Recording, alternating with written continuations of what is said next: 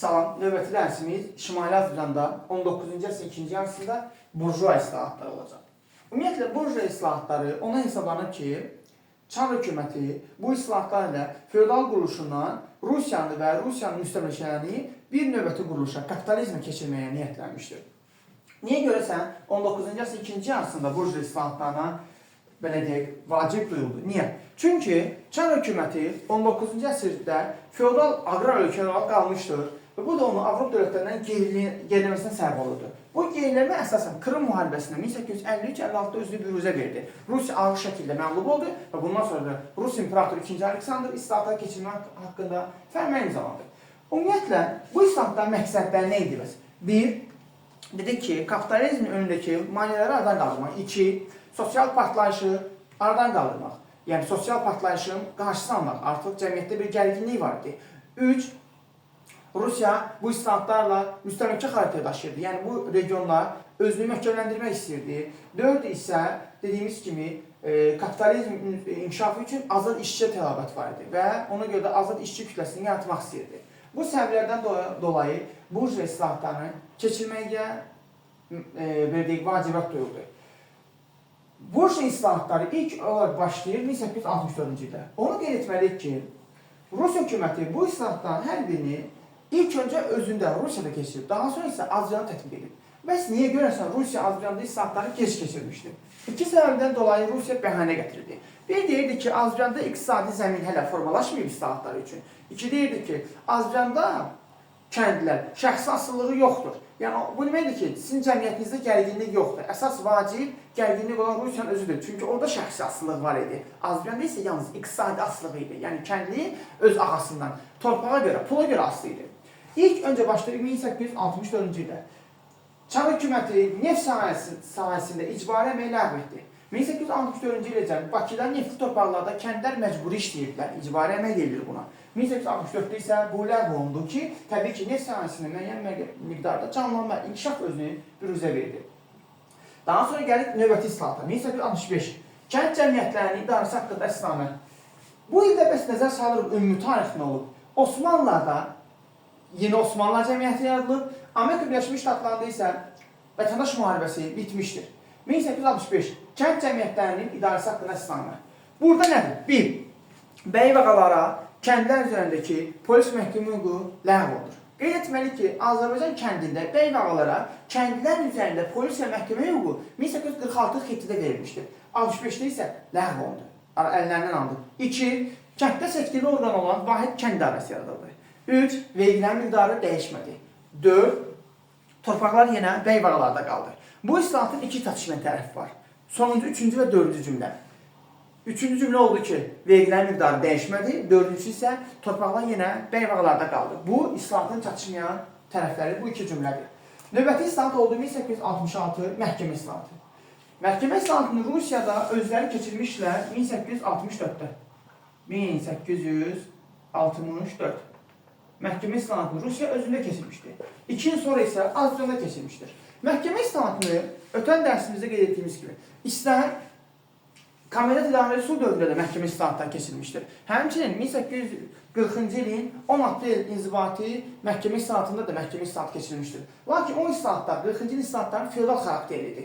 Bunlar isə hamısı burjua xarakterlidir. 1866 məhkəmə islahatı.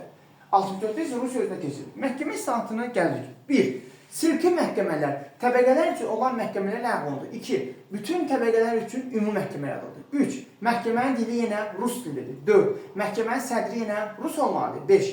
Məhkəmələr açıq keçirilirdi. 6. Məhkəmələrin gedişatına vəkillərin iştirakı izin verilirdi. 7 isə burada nə var idi? Məhkəmədə yalnız yazılı sənəd götürülürdü. Bu məhkəmə islahatının özü oldu. Bir daha deyirik.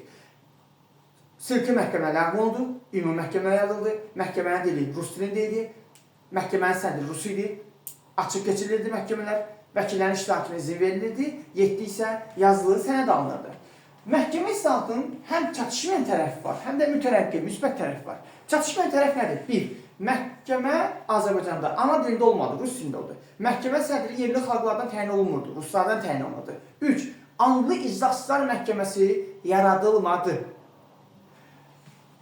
Bu islahatın mütərəqqi tərəfləri isə açıq keçirilməsi, vəkillərin iştirakına izin verilməsi və həmçinin də ümumi məhkəmələrin yaradılmasıdır. Bəs görəsən, 1866-cı ildəki Şimali Azərbaycandakı məhkəmə islahatının 1864-cü ildəki Rusiyadakı məhkəmə islahatının fərqli cəhətləri nədir? 1. Məhkəmə ana dilində keçirilməlidir. 2.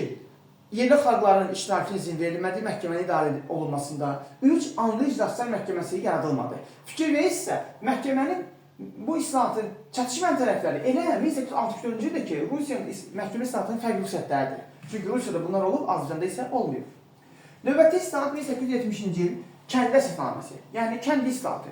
Kəndi islahatı bundan da əvvəl keçirilmişdir. 1846-cı ildə və 1847-ci ildə.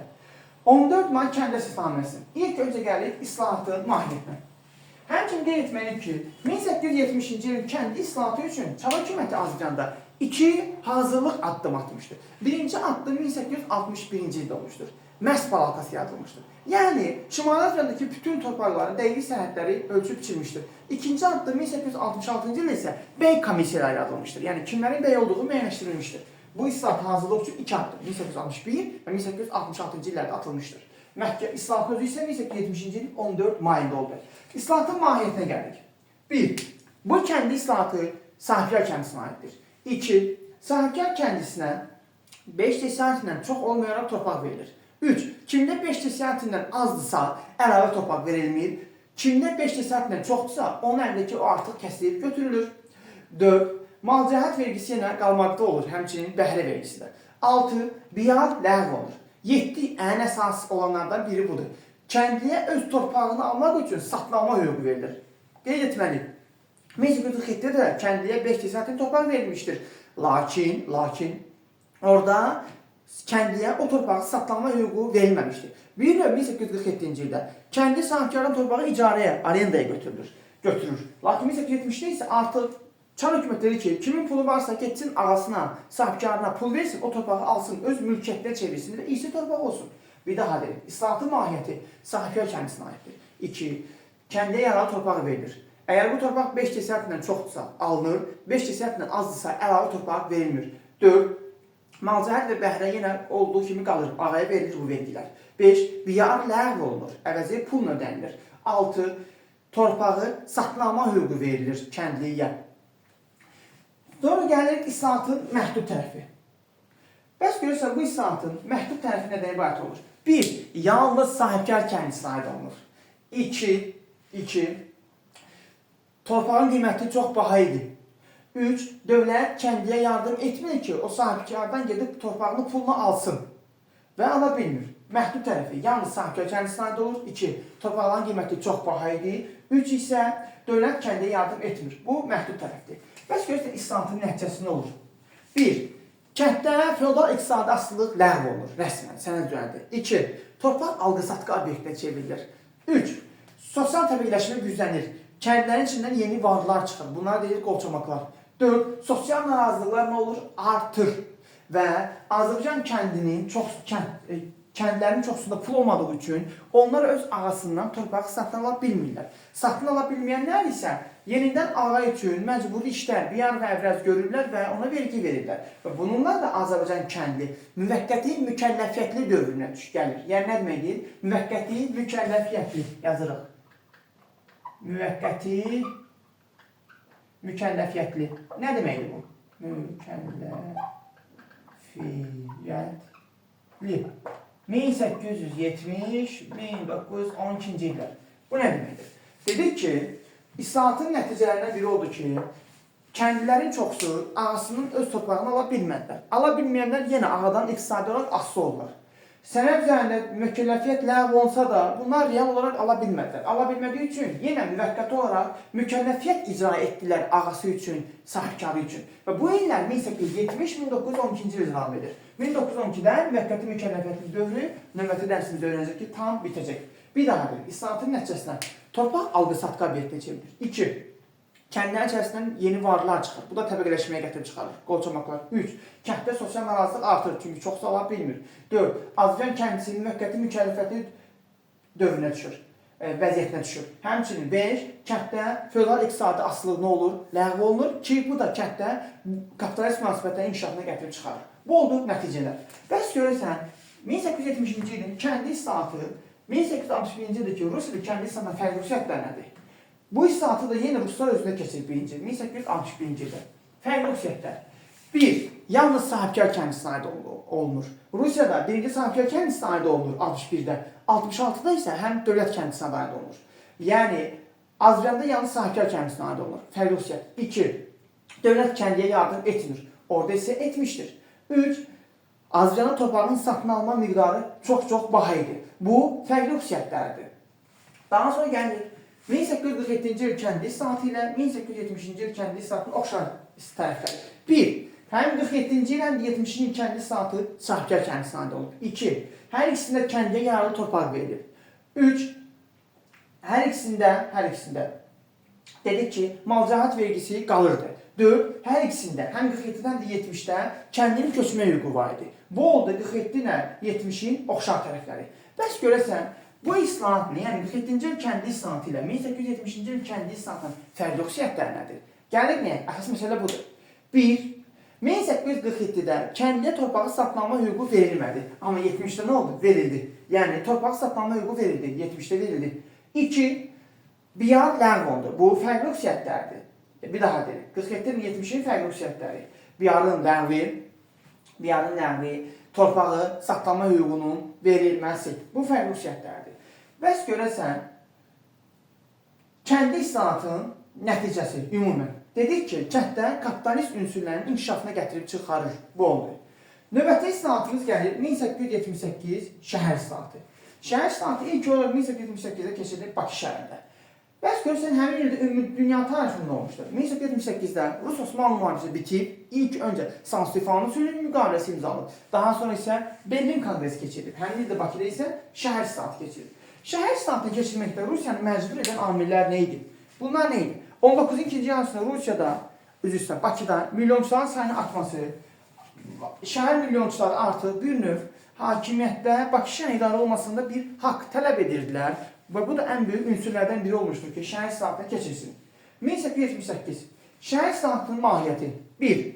Bir şəhər duması yaradılır Bakı şəhərində. Bir də dumanın icra edici orqan olan şəhər idarəsi yaradılır. Şəhər duması, bir də icra edici orqan olan şəhər idarəsi yaradılır.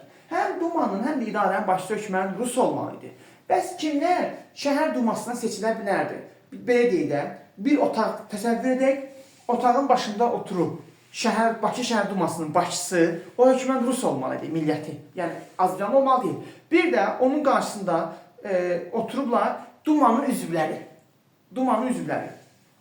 Kimlər Bakı şəhərinin dumasının üzvü olardı? 1. Şəhərdə yaşamalıdır. 2. Şəhərdə müəyyən əmlaka sahib olmalıdır. 3.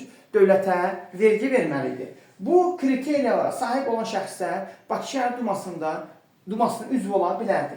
Bəs görürsən, Bakı şəhər duması hansı işlərə baxırdı? Onlar iqtisadi məsələlərə, ticari məsələlərə, abadlıq işlərinə, yanğınla mübarizə, təhsil, səhiyyə işlərinə baxırdı. Bu kimi işlərə.